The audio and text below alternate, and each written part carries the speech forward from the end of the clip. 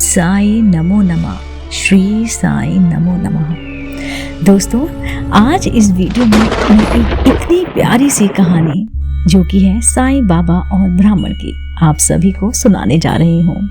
दोस्तों, अगर आप भी साईं भक्त हैं तो मेरे साथ एक बार कहिए ओम साई नमो नमः। श्री साई नमो नमः। आइए मेरे साथ कहानी सुनिए। ये कहानी है शिरनी की। हाँ, साईं बाबा के शिरनी की। ये बात तब की है जब बाबा की ख्याति चारों ओर फैलने लगी थी। बाबा की महिमा जानने के बाद हजारों लोग उन्हें प्रतिदिन मिलने आते थे। इन हजारों लोगों में एक ब्राह्मण ऐसा था जो बिना बाबा का दर्शन किए भोजन नहीं करता था, चाहे कितनी भी देर हो जाए, और अक्सर उनका नंबर आता तब तक रात हो जाती, इसलिए वो सिर्फ रात का ही खाना खा पाता था। बाबा को उस पर दया आई और एक दिन बाबा ने उसे कहा, तुम यहाँ मत आया करो, बल्कि मैं ही तुम जहाँ रहते हो वहाँ आ जाया करूँगा। वो खुश हो गया ये जानकर कि बाबा खुद उसके घर आएंगे, तो मैं उनके साथ ही खाना खाऊंगा। अगले दिन वो खाने की थाली सजाकर बाबा की राह देखने लगा।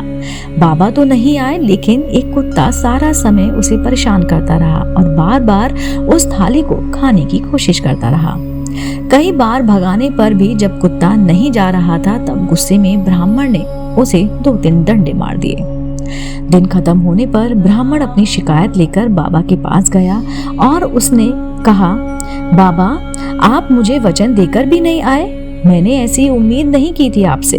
साईं बाबा बोले, मैं तो आया था, लेकिन तुमने ही मुझे पहचान नहीं पाया और ऊपर से मुझे डंडे भी मार दिए। इतना कहकर बाबा ने अपनी पीठ दिखाई, जिस पर डंडे के निशान साफ साफ देखे जा सकते थे। ब्राह्मण आश्चर्य और पश्चाताप से रोने लगा और साईं बाबा से माफी मांगने लगा। बाबा, मुझ अज्ञानी को माफ कर दो, मैं आपको पहचान नहीं सका। ब्राह्मण साईं की मिन्नतें करते हुए बोला, बाबा, मुझे बस एक और मौका दे दो, इस बार मैं आपको निराश नहीं करूंगा। बाबा भी उसकी बात मानते हुए बोले, ठीक है, मैं आऊंगा। ब्राह्मण खुश होकर अपने घर लौट आया। अगले दिन फिर से थाली सजाकर वो बाबा का इंतजार करने लगा। इस बार वो किसी कुत्ते के अपने द्वार पर आने की राह देखता रहा, लेकिन उस दिन पता नहीं क्यों उसे एक भी कुत्ता दिखाई नहीं दिया। दोपहर हो गई, कुत्ता तो नहीं आया, पर एक बड़ा ही गधा कई दिनों से नहाया ही नहीं था और जिसके शरीर से काफी अंदर और बदबू आ रही थी। ऐसा लग रहा था जैसे वो कोई भिखारी हो। भिखारी उसके थाली में पड़ा खाना मांगने लगा, पर ब्राह्मण ने उसे देने से मना कर दिया और उसे वहां से जाने के लिए कह दिया।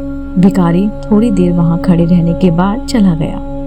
एक और दिन खत्म हुआ और ब्राह्मण फिर से साईं के पास पहुंचा और उनसे बोला, सच बताना, इस बार आप नहीं आए ना? आपको कोई और दूसरा जरूरी काम होगा। बाबा बोले, मैं आया था और खुद तुमसे वो भोजन भी मांग रहा था, लेकिन तुमने फिर भी मुझे बिना खिलाए मुझे वहां से लौटा दिया।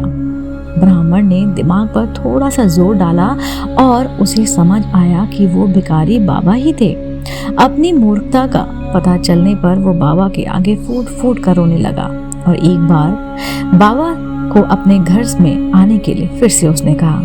बाबा ने इस बार मना कर दिया और बोले, इसका कोई फायदा नहीं, मैं आऊंगा और तुम पहले से ठान कर बैठोगे और मुझे कुत्ते या भिखारी में ढूंढोगे।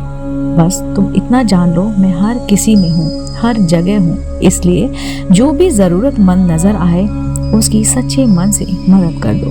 बस इतना काफी है, मैं खुश हो जाऊंगा।